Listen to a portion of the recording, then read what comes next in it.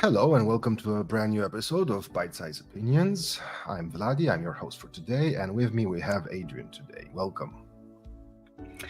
Good to be here, Vladi. Thanks for the invitation, first of all. Happy to have you here. So, Adrian, you are a passionate software craftsman, and one thing that I really liked and it popped into my eyes when I read about you is the word completionist. It probably the first time I'm hearing. I don't even know if it's a real word, but please tell me a bit more about this. So, it is a single word, but I think it tells a lot, right? So, something that could represent me, I chose it because I want to always complete the stuff that I commit to, right? Be it whatever. Now we're talking about technical stuff, but it is whatever. If I want to go on a journey, I want to go till the end and see like what the outcome is. Of course, it's not easy always, but if we would translate this into our careers now, um, you know, we can be experts in many fields, right? But what I see nowadays is many people just touch something, see it's worth it, or maybe what's hyped nowadays, and then they leave it, jump to the next one, jump to the next one.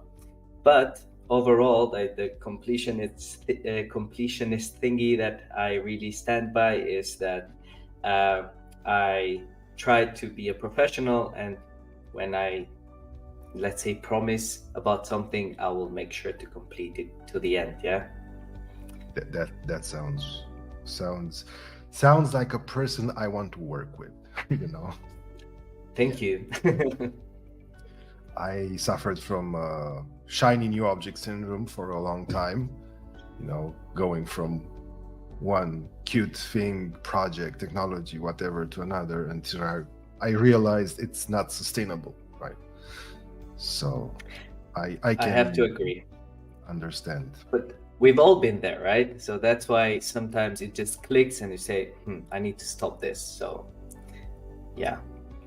I don't know if all, but probably most have been there. I guess in the new era, many. Yes, in the new era, many. All right.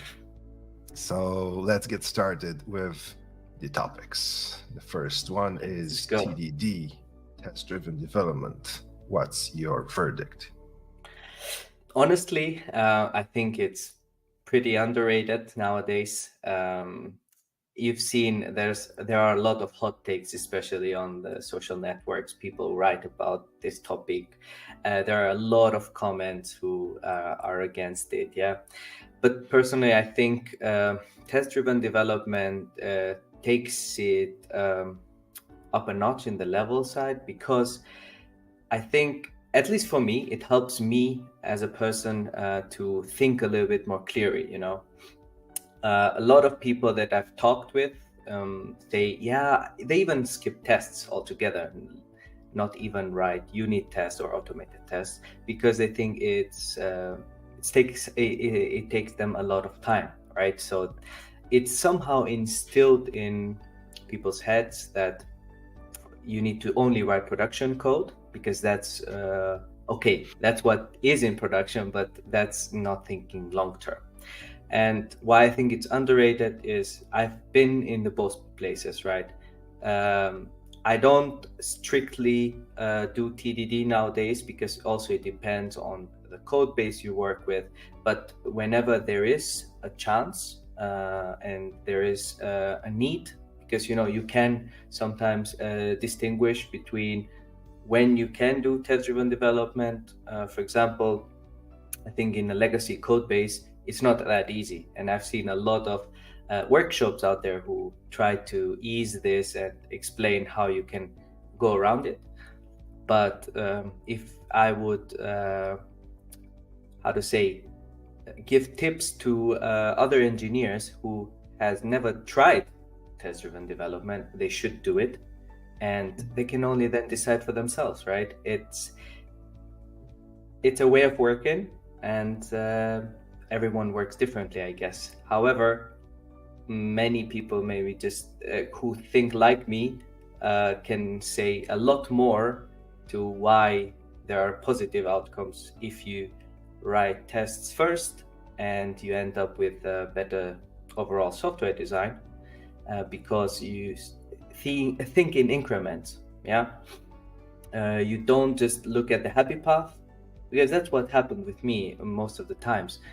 When I only write the production code, I only tend to think one way, and then I missed 3 or 4 edge cases. And that's how TDD helps me, at least, to overcome these challenges.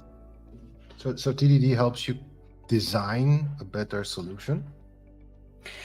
I think so, because when you take, let's say you have to build a feature, right? And I don't know,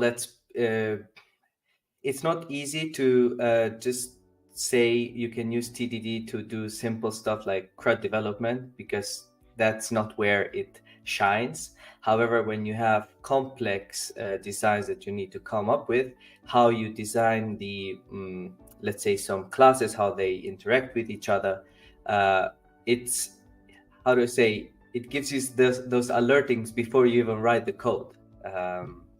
Now, of course, you can maybe you can write a great software design or have a great software design without writing a test. However, for me, it's more difficult. So I just keep it as a tool that kind of enforces me, you know.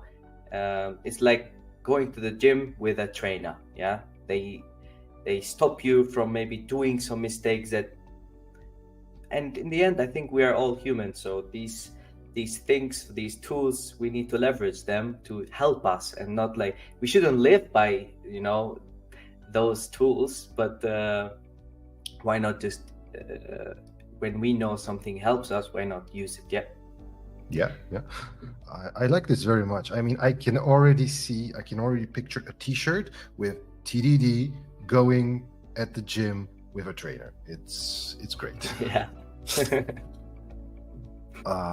Let's move on to the next topic, which is Scrum. Ooh, I have a lot of mixed feelings about this, yeah, because in my opinion, Scrum is just a project management framework, and nowadays we use it to become agile instantaneously, which is not the case. However, there are some things that I like about Scrum, you know, some parts of it, because, you know, I also always want to give credit to a group of people who came together and developed this thing. They didn't just come together for fun, right? They had a problem and they wanted to solve it. But in this case, I think Scrum, if used, I don't want to say correctly, but if adapted to your specific needs, I think it's just about right, because I don't think it's underrated. People can easily just use it in the complete wrong way, and it's not overrated because it helps. So that's why I decided to be kind of neutral. I've seen it also recently in my team. At the company I work at, we were doing Kanban 2 years ago, but then we split into smaller teams, into more cross-functional teams, and this is where I say it can be used wrongly, because it was kind of enforced. We do 2-week iterations and we use Scrum, and I think there should be more information to it. Not everyone maybe knows about the Scrum guide. You maybe need to have Scrum masters. You need to bring maybe some agile coaches to help you with that. So I have really mixed feelings about it. I don't think Scrum is agile in the end. This is my final statement. Right. Well, you said it's a tool which, like TDD is also a tool that can be used in a wrong way. I mean, I think we've all been there, at least at the beginning, where we wrote tests that were tied too much with the implementation, that we kept changing both the test and the code at the same time, and it was just infuriating. So, Exactly. bad tool. So probably, so from my understanding and from my understanding of your experience, that can also happen with Scrum. 100%, yeah. For example, I was reading the other day in the Scrum guide about estimations, yeah. Scrum doesn't enforce you to do estimations, but if we ask maybe 10 out of 10, no, 9 out of 10 product managers who want to do Scrum will tell you, yeah, we need to do estimation. So Yes. this is where sometimes I lose that connection to it, and why I say, yeah, I don't want to support it at all.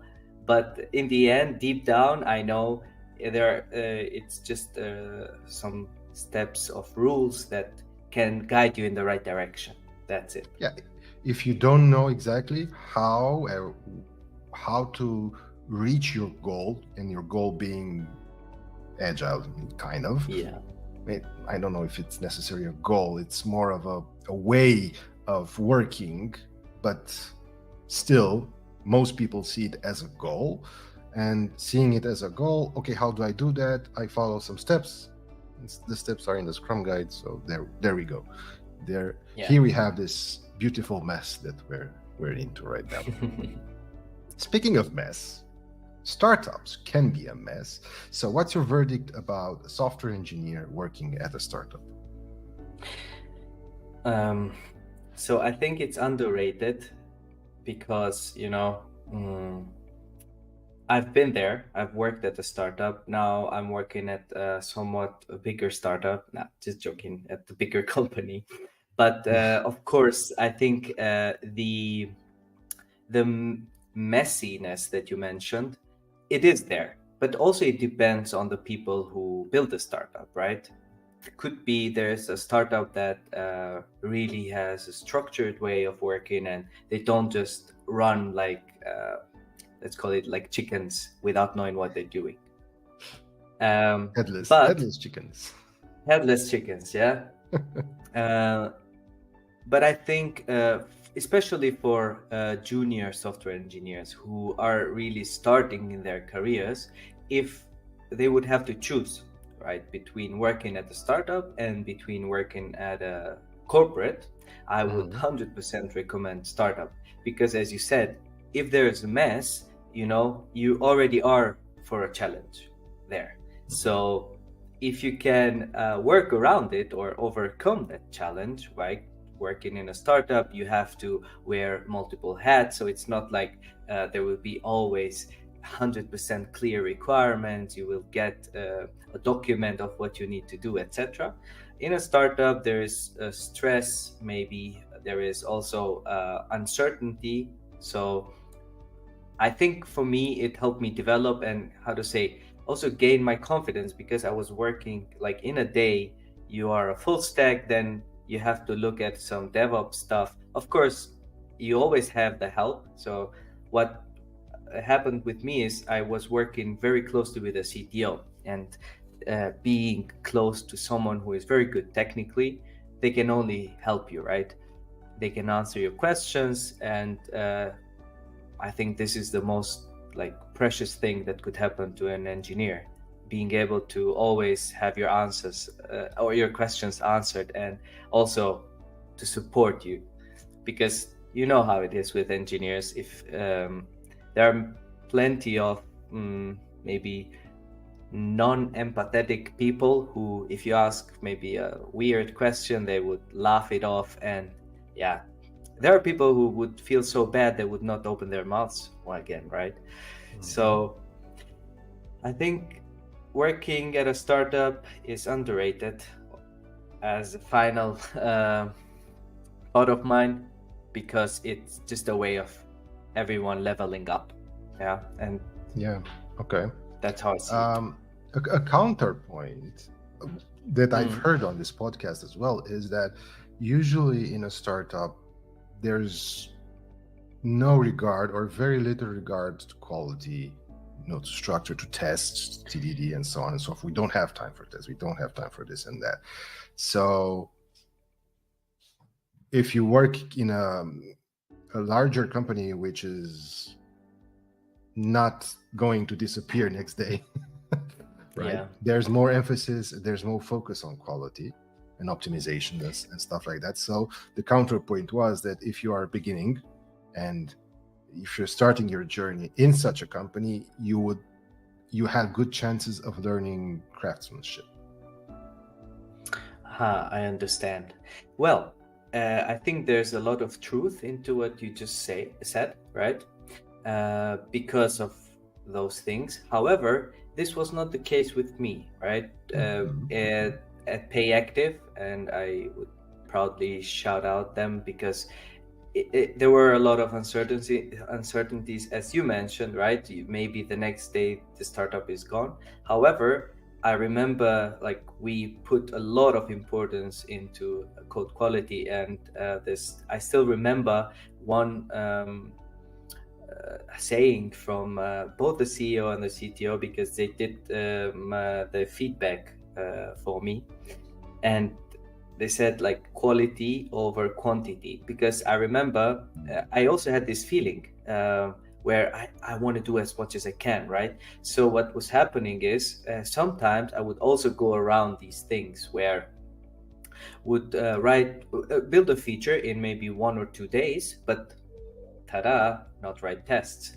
And I also sometimes thought that maybe I won't write this test because it will take me more time. Now I know. But I was spending more time in debugging manually. So I would just attach the debugger, and then you just miss something and you're gone back to square one. And this is where tests help, right? So I don't know. I think it's maybe mixed feelings about these two topics. There maybe are startups who really put importance to code quality. I maybe can say that there are also corporate jobs where don't care about quality. So so it depends. As always, it depends. Apparently we can't put even startups in the same bucket, because as anything else, right? As anything else, right. So it depends on the people who are there and also the management, of course. So if you're new, if you're trying to enter in this field, or you are already there for a long period of time, then it's very important to see how the people around you work, what do they put emphasis on, and figure out if that's a good place for you to grow or not. Yeah, and maybe a counter to, because I just remembered now, to what you just said, comparing like a startup that they might want to go faster and break the rules, and in a corporate they would go a bit slower but think about optimization, etc. It could also be the other way around for engineers, where if you end up in a startup and because of the whole chaos that you need to move forward, you will learn a lot of new things. Whereas if you end up in a corporate that goes slower, like I've seen new joiners taking 3 to 4 weeks to maybe do 2-3 commits because of, take your time to get to know the code base, because it's big legacy code base. And also what I've stumbled upon is we cannot refactor this now, don't touch it, because it's a very important thing. It's the thing that keeps the company longer, right? And this is not the thing in the startup. They would want to ship faster, so they would say, yeah, do whatever you can, but give me this, right? And in the end, it depends on the person. That you can be in a corporate that they don't support you, like don't care about these things, and you have to be initiative, like give me more things, give me more complex tasks in the beginning. Whereas in a startup, they will throw everything at you, and you either like structure yourself or leave. So in the end, you said it depends. Okay. Next topic. Popular one, unfortunately, AI replacing software engineers. I think it's totally overrated because, in my opinion, one thing AI will never be.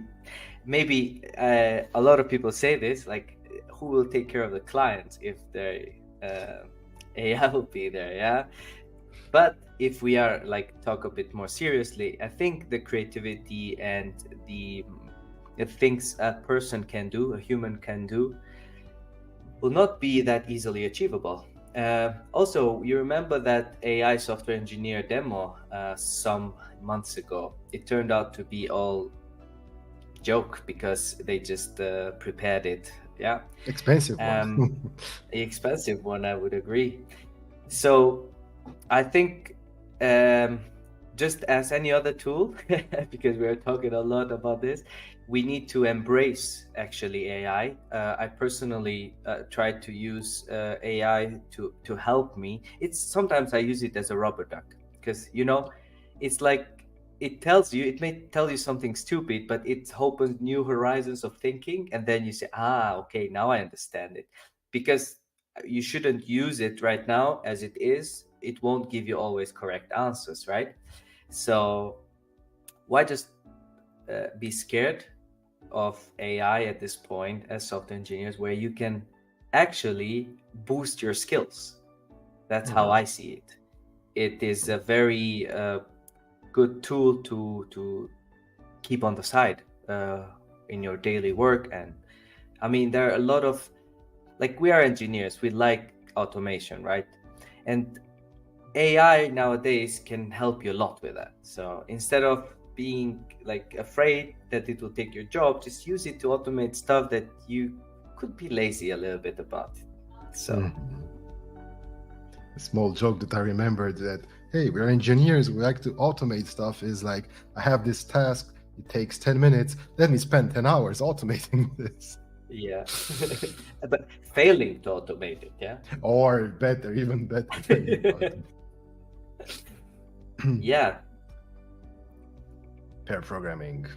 This is your next topic. 100% underrated, I think, or at least maybe also this is from my perspective, people don't do it as much. Also these days where remote work kind of, people tend to think they want to be on their own, they like their alone time, etc. I think pair programming is just the thing that solves the problems way easier. I have proved it with my colleagues. If you bang your head against the wall, someone will just come and say, yeah, there's your problem, and you find it and you solve the problem. So I also advocate a lot for the whole XP practices, which TDD and pair programming are one of those, because of it kind of feels like a puzzle that just matches with what we want to do, right? We want to collaborate, we want to help each other, we want to always push each other to become better, and pair programming just like ticks all the boxes, no? But I've seen people who think it's a waste of time, and honestly, I don't know what to say. I personally enjoy it. It's also fun because we tend to miss semicolons, and it's always good to have a pairwise extra.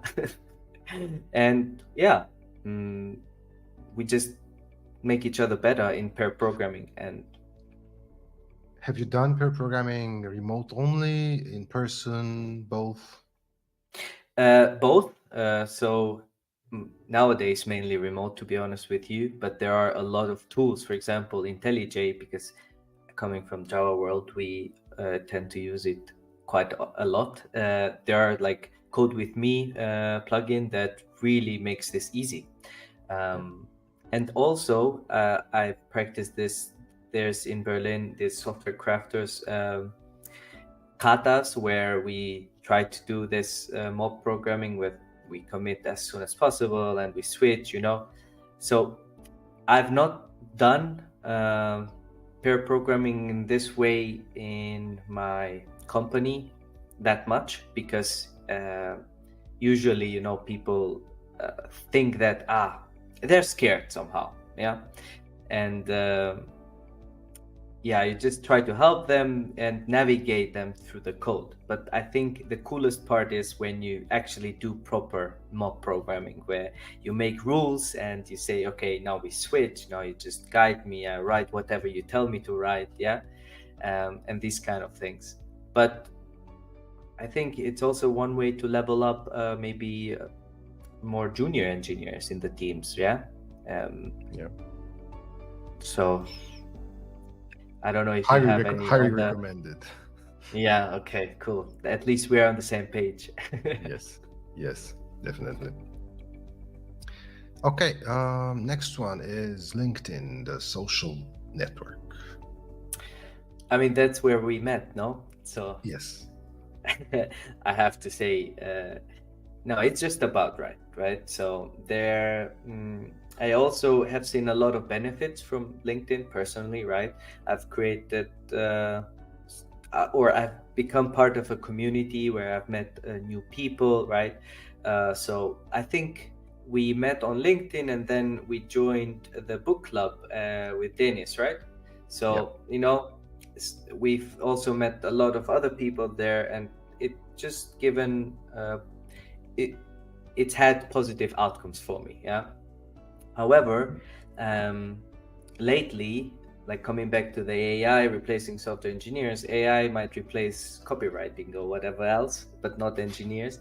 I've seen a lot of people who just write just for the sake of saying I wrote something, yeah, and maybe just using AI to generate some content.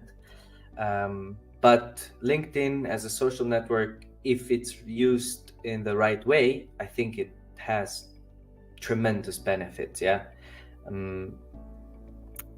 So I don't know So what to say else. you have a lot of benefits from a network perspective, as I can tell. What about learning? Also learning, because there are, now talking about the positive side, there are a lot of people who write good stuff, and it's fun sometimes to just hop on LinkedIn and you see some posts, which I've learned a lot of new things from that.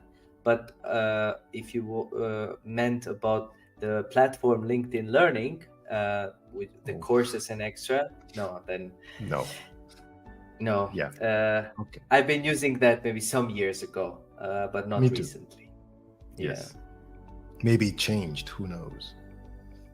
The Maybe, LinkedIn Learning platform.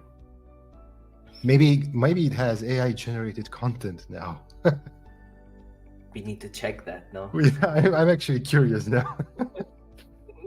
Anyway, back to our topics. So sticking a bit with the idea of learning, what about newsletters? To be honest, I've created my blog and was sending newsletters. I think it's just a good way to reach people if you are sharing something good, right? However, for me, I sometimes struggle, or recently, maybe in the past 6 months, have struggled to keep myself, because it is time consuming, right? If you commit that you will write or have content for the newsletter each week by this time, right? And if you have a lot of people who have subscribed to it, you need to provide that content.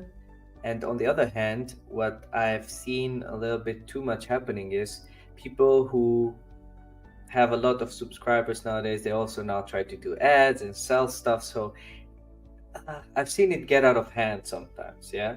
But there are some really cool newsletters that just give you the right information and you don't have to be searching a lot, yeah. So if there's a topic you like, nowadays there's a newsletter for that, yeah.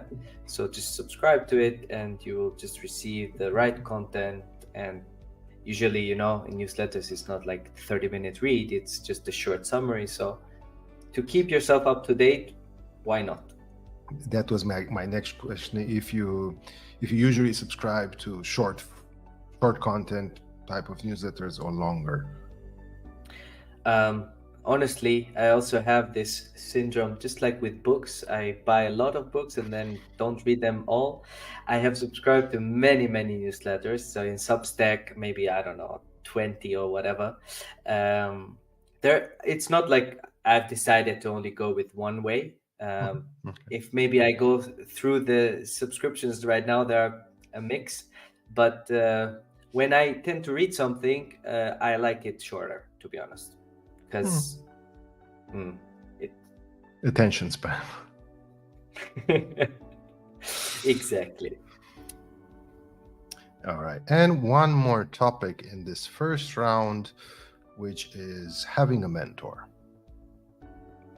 I think it's totally underrated because I've been a mentor and I also have a mentor, and I don't know how this will sound, but to me, being an engineer and having a tech or maybe a software engineer mentor, it feels like therapy, because I would go to them with a lot of questions about engineering and stuff like that, and usually they've been there, they've done that, so they just tell you, yeah, this is how it will happen, it will fold out, and then so I think having a mentor is very crucial. And yeah, since you brought this up, I'm really proud of myself because I've mentored last year two. One was a student who wanted to just find a job. He was a computer science student but didn't wanted to learn Java and be ready to find a job. And then after 6 months, he was able to land a junior position. So that's, like, for me, that's the best accomplishment. Yeah. And then there was a career changer who started, like, it's so interesting because we say it depends, but other people who like are not used to our how to say, our world, they want to know everything. We know it's not possible, so they want to go to the end of it, and it's not easy. So you tend to explain to them, yeah, just for example, when someone starts to learn a new programming language, they want to like understand everything. Okay, that's cool, but that's why also there are universities. If you want to go through a boot camp, you cannot expect that you will learn now what is, like, how a byte works, or start like doing all the stuff. So if you want to learn the programming language, that's what you do it, like, just in the beginning. To get into this world is like buying a ticket, and then of course, if people are more curious, because in the end, I think curiosity keeps us where we are. Yeah. If we lose that, I don't think we would be engineers anymore. And That's true. the mentor plays the role of the guide. Yeah. It's like when you travel somewhere, is it better to have a guide to tell you all the interesting stuff and historical monuments, or you just try to find them yourself? You will, maybe, but you will also maybe miss a lot of more interesting things. This is how I'll put it in a nutshell. Awesome. All right. Thank you, Adrian, for this. This was the first round. We finished it. Are you ready for the second round? The rapid fire round. Of course. Okay. Just don't knock me out, yeah? I No. can understand. Okay. So let's get ourselves started knocking you out. So the you same have rules? Almost. Underrated, overrated, just right. But you can also skip. So okay. No knockouts. But no details, just No underrated details. or yeah. Exactly. Just the verdicts. All right. Let's get started. The Jam stack. Skip. Docker. Underrated. TypeScript. Just about right. Kafka. Just about right. Cloud certifications. Just about right. Career breaks. Skip. Can't do that. Don't know what it is. DDD. Underrated. Hexagonal architecture. Underrated. Open source software. Underrated. Fintech neobanks. Just about right. Kubernetes. Underrated. Mechanical keyboards. Overrated. Remote work. Underrated. Infrastructure as code. Underrated. Automation. Story points. I want to skip it. DevX, developer experience. Underrated. Definitely. And finally, standing desks. Underrated. But I have one and I'm sitting. So Excellent. Actually, me too, but still. I use 90% it. of the day. Yeah. I use it. I use it when I feel bad, when I realize, shit, I have one that stands up and I'm still just sitting. But yeah, they should be used more. Yes, they should. Like me, that I should be going out more and practicing a sport. Okay, so and finally, if you like, you can choose one of the topics from the rapid fire, and you can expand on it if you like. I wanted to choose. Yeah, I was holding myself to talk about hexagonal architecture. Okay. So I think it is underrated because to me it gives me the same feeling, or I think that people have the same expectations, right? Like they're from TDD and this different architectural way. Yeah. So why? Hexagonal also requires you to go in smaller steps because it's a different way of thinking, just as TDD. It's writing code, but in a different way. And I really think like this because in one of the services that we built at Softgarden the other year, me and a colleague of mine had the had the opportunity to like create it however we want. Yeah. So we went overboard a little bit. Yeah, I know. We built the service with clean architecture or hexagonal or onion, however we want to call it. There's not much difference, but because we use Spring Boot, a framework in the Java ecosystem, I missed in the examples on the internet on how to do this like the proper way. Because the idea behind clean architecture is to separate like the infrastructure from application and domain level. But to me, I've seen a lot of projects on the internet that just put Spring also on application level or on domain, with annotations and stuff like that. So what we did is we created the domain and the application level just in Java, and then in the infra level we introduced it. Now this has some overhead where you have to like create the proper contracts, the proper interfaces, but I've seen it really flourish when we were testing it, when writing the tests, and it's been like the code is pretty clear.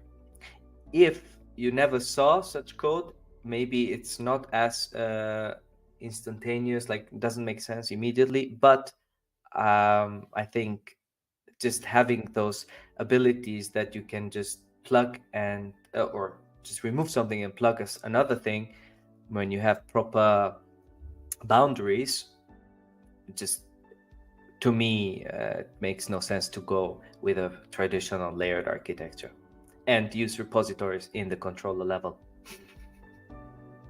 which I see being all done quite often. Yeah, I want it to be a bit more. All right, so that was it. We finished all the rounds. Thank you very much for your input, Adrian. I had a lot of fun. Likewise, thanks, Vladi. I really enjoyed this session. Yeah, and especially because it's very like informal, and we just exchange some info. It was so much fun. Thanks for the invitation once again. I really appreciate it. Yeah, thank you. Bye. Take care, Vladi. Bye.